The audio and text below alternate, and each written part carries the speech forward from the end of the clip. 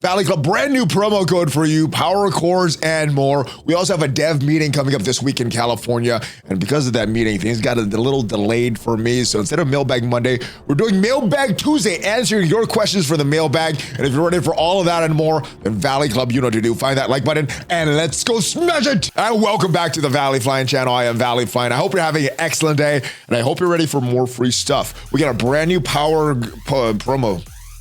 And welcome back to the ValleyFlyin channel. I am ValleyFlyin. I hope you're having an excellent day, and I hope you're ready for more free stuff. We got another power promo code for you.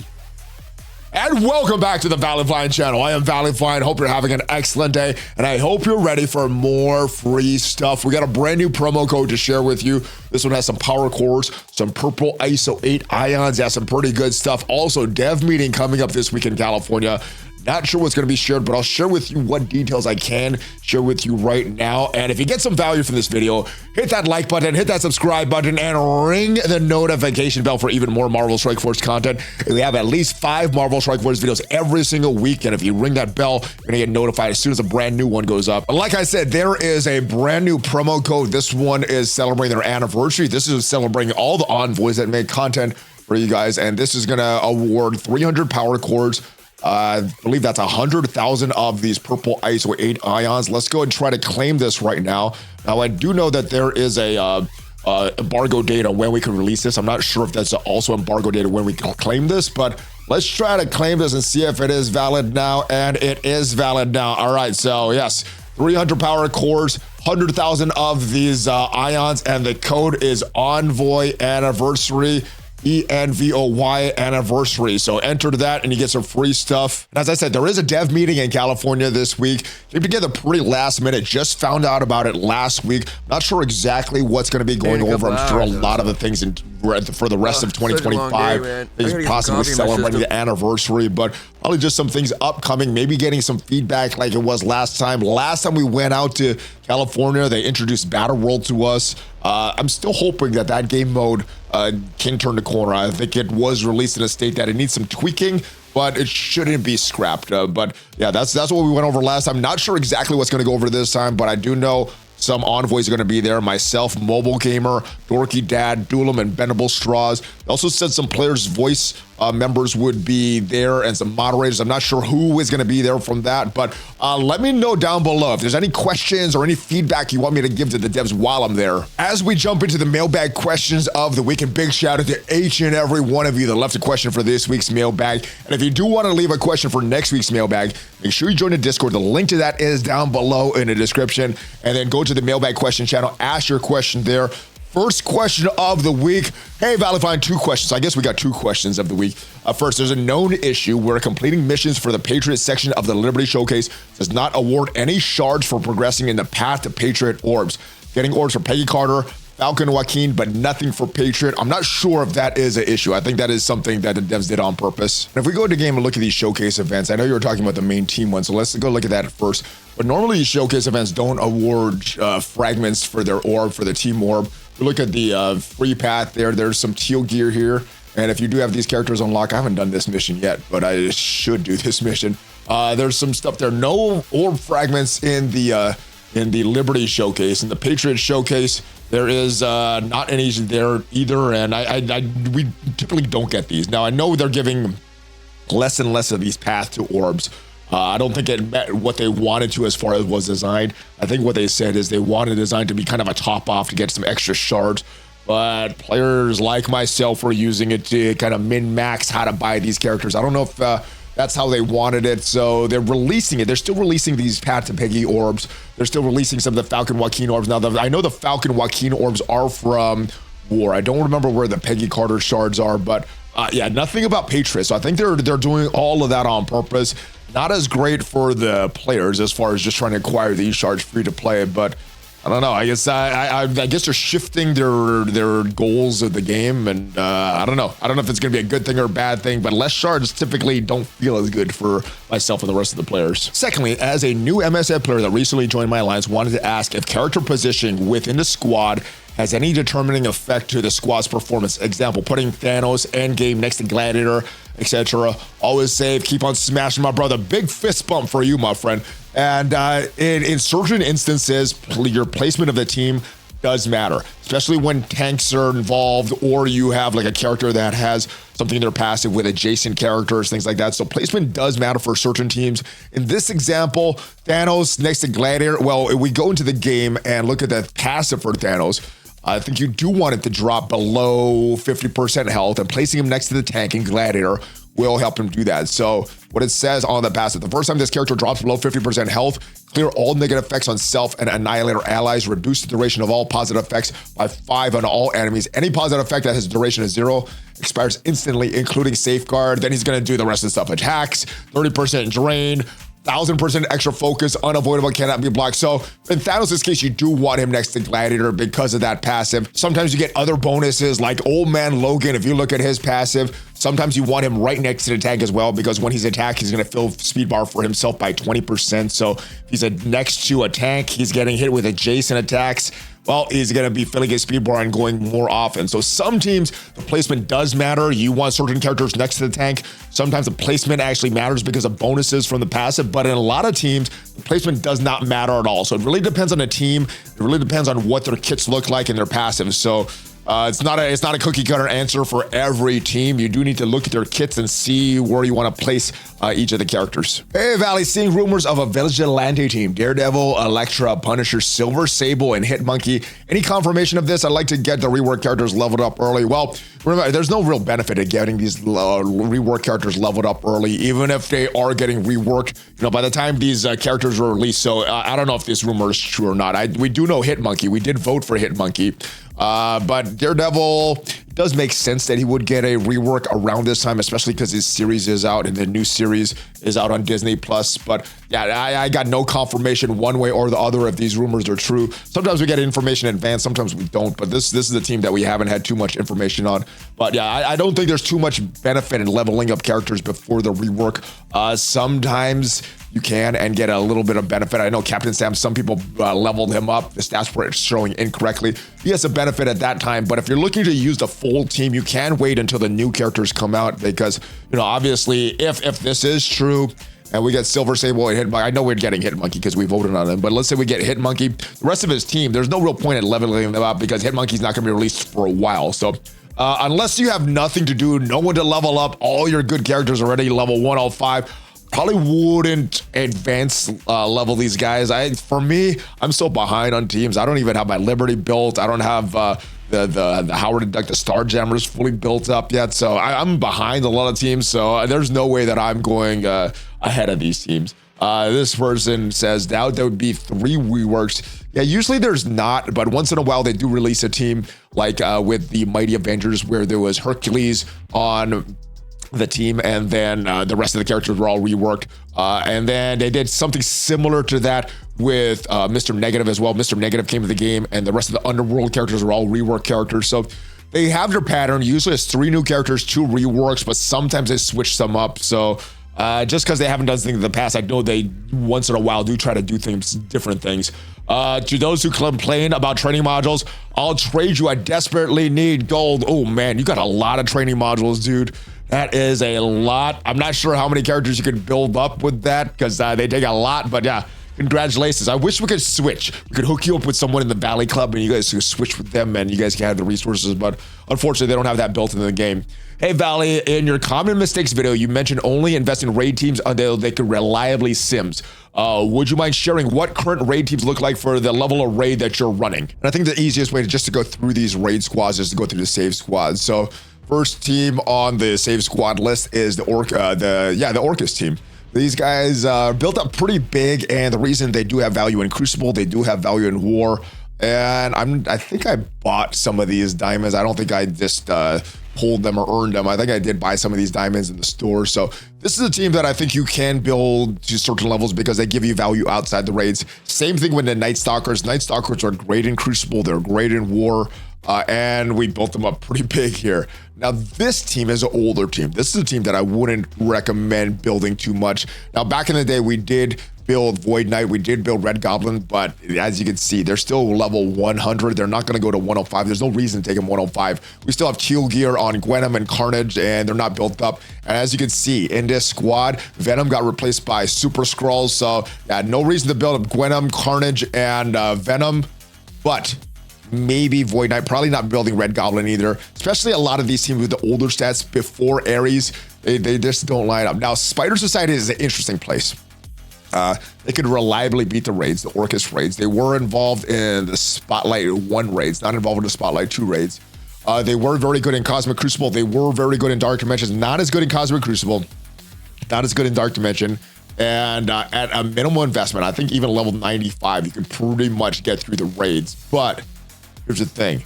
They're very good in City Section Dark Dimension 7, very good in City Section Dark Dimension 8, and the upcoming Professor X unlock, whatever it's going to be called, whether it's Dark Dimension 9 or some other name, there's a section that has some city characters. And since we haven't had a lot of city characters, except for some of these Night Stalkers added to the game, Spider Society might still be the best city team for whatever that Professor X unlock is going to be. So these guys, I don't want to build them even more, but I might still build them. I think Pav is worth building. As you can see, he's already level 105. That's mainly for his value in Cosmic Crucible War, but I'm not sure if I want to build the rest of these Spider Society.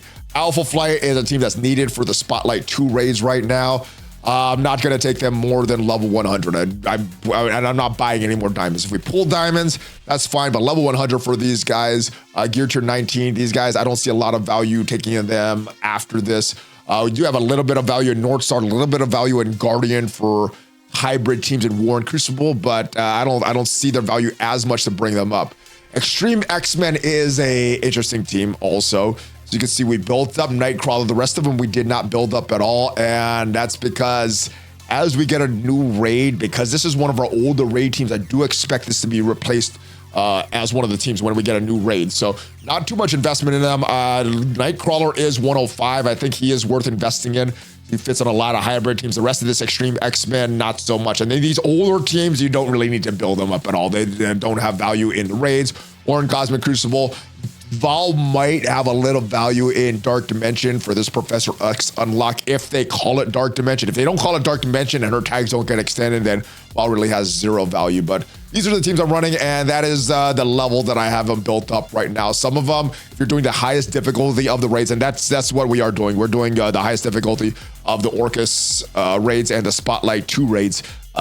You may need to build them up to a certain level, but if you're doing some of these early levels and you don't really need to build them up, minimal investment for all of these raid teams unless you're using them outside of the raids. Good evening, Valley. What ISO 8 class do you recommend for Lalandra? I think she's best as a raider. ValleyFlyin, just watched the latest ValleyFlyin videos. You ask about what we want to happen in War, Cosmic Crucible. As far as the number of days, I'm okay with 3 wars a week, but it's not a big deal to me. 2 days or 3 days, either is okay. I feel the exact same way, brother. I hate that they put the Weekend Crucible, though. I hate the Weekend Crucible. My rank has dropped hard since they put that in. Cannot invest the time to think through and make reasonable attacks, and basically just gave up. I'm kind of like that way on the middle day. Now, I've started streaming on the Fridays, and I've been streaming the Mondays, but that middle day, kind of just take it not so seriously because, yeah, the weekends for me has always been family time. I don't like this schedule personally. I know some people do, and unfortunately, it sounded like the devs like this schedule. Maybe it's because a lot of these events start during the week, and then the Crucible is a weekend, so you can't really get the points for these Crucible-based events. So instead of just doing your first few attacks on Wednesday, pretty much maxing out the milestones, maybe that's why they wanted to do it. That's the only reason I could see them doing that, to increase engagement for some of their other milestones. If you don't have the milestones done, you have to do Crucible on the weekends. They also have the Lalandra milestones, but I don't like it. I understand some people have a different schedule than me, but what I do not understand, why they cannot coordinate the days between War and CC. Monday, War, Tuesday, CC, Wednesday, War, or something similar. That's a huge time issue when you have both War and CC on the same day, and the next day there's nothing. I am so overwhelmed one day and bored on the next. Make the time investment consistent. Thank you for all you do for the community. Yeah, they need to switch the schedule, and that is one thing that I'm really gonna try to hammer them on. Get a consistent schedule that's beneficial for a lot of players. Not too much to do on one day. Bunch of events, you know, we get like Shadow King's event and Old Man Logan and Crucible and War and like 4 raids. there's a lot that could go on one and then nothing on one day. So I hope they balance that out. And personally, I do like Crucible on the weekdays. Just I think that's a lot easier. I know some people prefer on the weekends. I don't really care about wars or anything like that. That's just auto for me. It's just a time to put that in. So I hope they make some decisions on, or hope they make some changes for the better, or revert the changes that they made. All right, Valley. Why in my arena does my Apocalypse not go both for the Odin? When that happens, it's usually a loss. I legit don't understand what happens. I've read all the abilities on meta offense and defense and don't understand what's causing it. I have the meta defense and offense, by the way, level 105, gear tier 19, level 3 purple ISO. All right, I'm not sure what you're using on offense and defense. Like I said, I've been using Mephisto, Apocalypse, Odin, Gore for a while, and in this third or this other spot, rotated a few characters. Endgame Thanos seems to be the most consistent. I was using Shadow King for the past 2 months or so, but sometimes the turn order goes weird, and I'm not actually sure why. Sometimes I run a scenario like you where Apocalypse goes last. I'm like, what happened? I don't know what happened. A lot of those Shadow King battles got very inconsistent, but let me go in with this Endgame Thanos. It can go weird sometimes, but it feels like it's been a lot more consistent than that Shadow King. So not sure what team you're using, but maybe try this team. But a lot of arena offenses is based on Mephisto, Odin, Apocalypse, and Gore, and then you can rotate that last character. All right, and you probably play this exact same way. This arena attack has been around for a while. I've put out videos about it months ago. Other people have put out videos about it as well. And so we're gonna start with the basic to reduce the health of Gladiator. We're gonna go with the basic again on Mephisto. That brings his health lower than 50%. Ooh, does some big damage to him. Brings the red actually. All right, there is a scenario that this can lose if their Apocalypse hits our Odin. All right, well, our Apocalypse goes first, and their Odin is taunting, and it worked well. So this is scenario went right, but like I said, sometimes things go weird. The Apocalypse don't end up taking turns. Usually with that Shadow King defense, that's the one that's a little more troubling. As soon as we get Odin doing getting his battlefield effects on the field, we are autoing this, and it's just going. We'll put this on auto once he gets ooh man, very, very close. All right, we're good though. We're good. All right, we got the battlefield effects on, and now we just auto. So that was a risk. If Odin got killed there, it would be an iffy battle. We got their Odin dead, but if our Odin was dead as well, it's 50-50 chance of them winning and us winning. But that's pretty much how I do my arena battles. Since I put Endgame Thanos back in there, just it's been a little more consistent. So hopefully this team works for you. But yeah, maybe someone in the comments reads their passives a little better, understands why there's some variance in when Apocalypse goes and some of these turn order, because it's not always consistent for me either. And Havoc actually responds to the question about the Vigilante team, the rumors. He says it's a rumor, wait and see. The devs will confirm who the Vigilantes are, and if there's a new raid coming up. Not every source is credible, no offense to Deadpool or his source. So we will see. Yeah, I don't know. Usually when they tell us stuff, it's pretty set in stone, but as you've seen from blog posts and different announcements that they make, things are subject to change. So even official announcements are subject to change. That means data mines are ultra subject to change. Hey, ValleyFlyin, thanks for all the optimism with the videos. You had glad MSF will hopefully have a brighter future. First question is when Zombie Scarlet Witch will return? I am not sure. I was expecting Zombie Juggernaut to return last Halloween, become farmable. That didn't happen till I believe it was early this year, early 2025. So I don't know. I guess this sometime between this Halloween 2025 and January 2026, that's when she should become farmable. Second question is, when will be the next time Battle World comes back, since it's only since it's once a month? Thank you for answering your questions. Hope you're doing all right. The last time we had Battle World was on the 18th of February, so I'm guessing 18th of March, or maybe the 25th of March. Sometime towards the mid or end of this month is when we should have Battle World back. I believe they said it's going to be every 4 weeks. So 4 weeks from whenever that is when we should have Battle World back. And another response to the question about Cosmic Crucible Ward schedule. So Monday Cosmic Crucible, Tuesday Cosmic Crucible, Wednesday War, Thursday and Friday War. There's one more day for Cosmic Crucible, so maybe Monday, Tuesday, or maybe Sunday, Monday, Tuesday, because then we could finish up our attacks for Cosmic Crucible on Sunday, and then finish up on Monday, I mean. And then you can finish up on Tuesday morning, Wednesday morning, and it'll be done. Then Fridays or Thursdays would be War. I don't know. I don't know what they would do, because I think you need some time between wars to plan it out. I don't know. I just hope that they plan out their schedule so it's not as like I said, all the stuff on one day and nothing on one day. So I hope they just balance that out. Valley, could you possibly get the devs to concentrate a little more on making the game run smoother? I'm searching with all the glitches and pauses I'm losing or not getting the things I've worked for. Been playing since the beginning, free to play, and with the time I spent in the game, I should be missing anything. I agree. One of the big things that they talked about was the stability of the game. I think what they wanted to do the last time we went to one of these envoy meetings is they wanted to really focus on the stability of the game.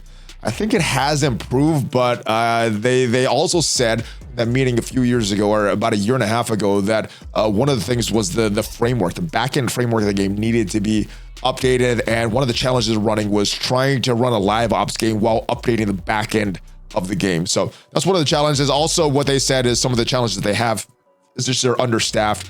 And while they want to implement a bunch of cool ideas and quality of life changes, sometimes they just run out of time. So I don't know. Hopefully Savvy Games has enough money that they could extend the manpower that Boundless has and could get more devs making this game and improving the game, improving the quality of life, improving the stability. That's what I would want. But let me know what you want. Like I said, we do have a dev meeting this week, so let me know in the comments what you would want me to ask, what you would want me to push for. Hopefully you did get some value from this video, and if you did, leave it a like. Also, if you want to check out what are the best hidden gems in Marvel Strike Force, check out the video up there, and I'll see you guys next time. Have a great rest of your day, great rest of your week. Hulk fist bump, ValleyFlyin out.